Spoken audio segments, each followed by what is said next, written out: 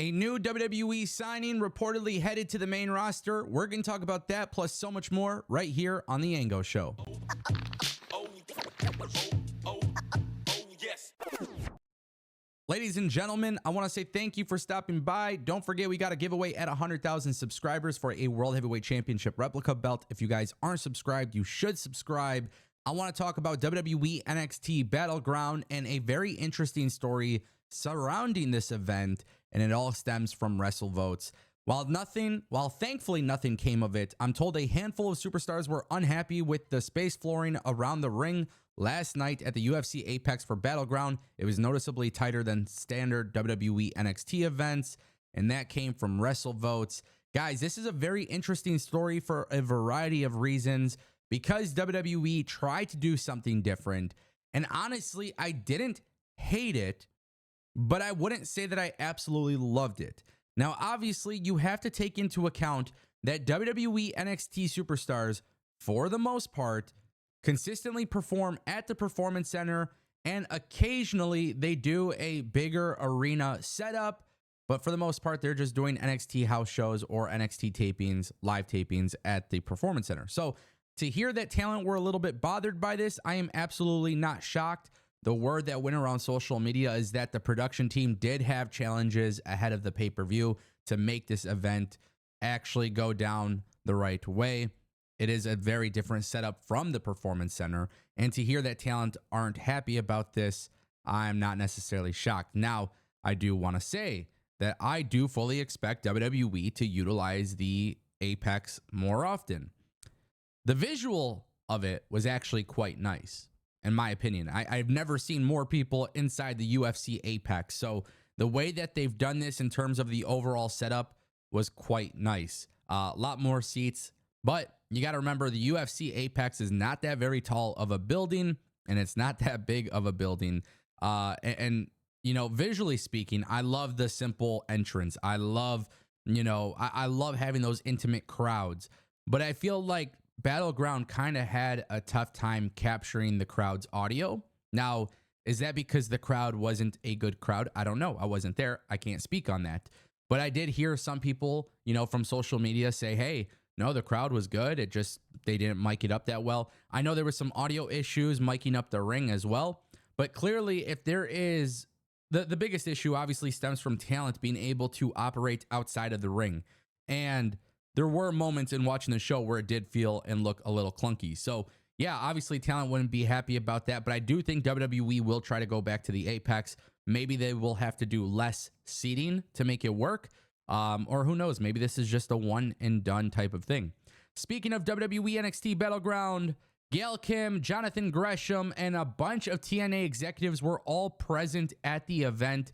Obviously, Jordynne Grace took on Roxanne Perez, but what made this even more special was the fact that WWE and TNA did not look weak in the process. Now, I am not saying this to defend TNA, but I'm saying this to realistically just be honest to God, truthful with you guys. The way I see it is you have Tatum Paxley, you have Ash by Elegance, aka Dana Brooke, person who is obviously familiar with WWE and NXT, now in TNA. That whole sequence kind of screwed Jordynne Grace. I looked at this match as being more for the groundwork, laying the foundation down to building this relationship. Now, yes, I did predict that Jordynne Grace should win the match. I thought Jordynne Grace winning the match would have been great. Roxanne Perez could go to TNA and win the belt back. I felt like you could do a little bit, but it seems like with this type of finish, it definitely leaves the door open for more programming. And really, that's what it comes down to. If you looked at NXT Battleground and, Gail Kim is in attendance and John Gresham are there and these executives, this is not a one-off. This is clearly not a one-off. So I like the idea of them working together. I feel like WWE really prioritizes the debut of Julia and obviously setting up Julia versus Roxanne.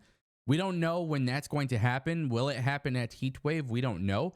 But I do think it's important that we do acknowledge the fact that Jordynne Grace went out there and had a great match with Roxanne.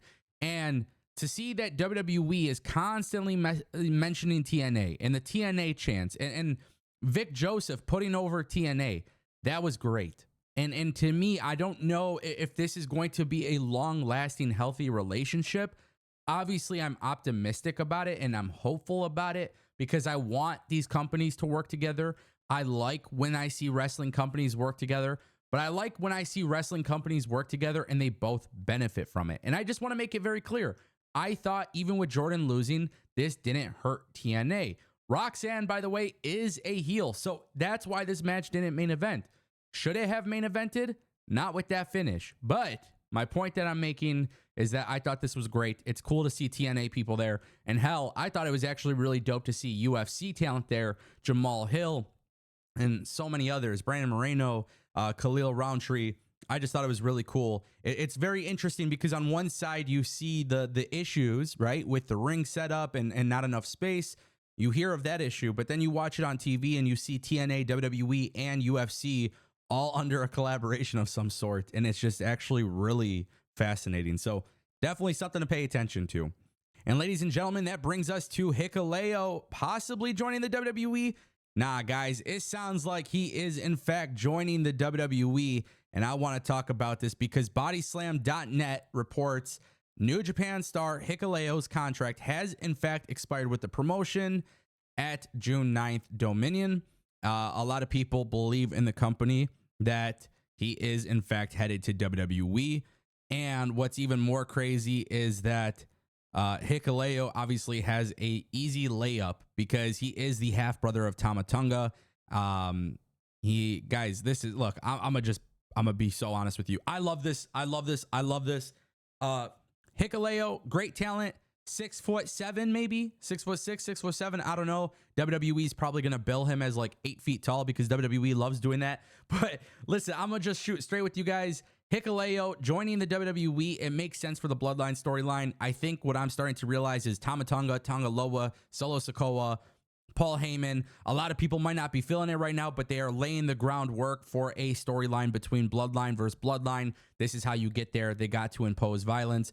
Obviously, Jacob Fatu hasn't debuted yet. I'm starting to think that Jacob Fatu is going to be on the babyface side. Roman, Jacob, Usos versus Hikuleo, Tama Tonga, Solo Sikoa, Tonga Loa. Guys, I don't know. I'm super geeked about this. I know some people are going to talk about in-ring abilities and people are going to get lost in the sauce, but I think we've seen so much between The Rock and Cody and Roman and Seth, and like we saw how that was all being built up. And right now we're going to be getting into another one of those massive storylines. The Bloodline Civil War will in fact be one of the greatest storylines I think ever.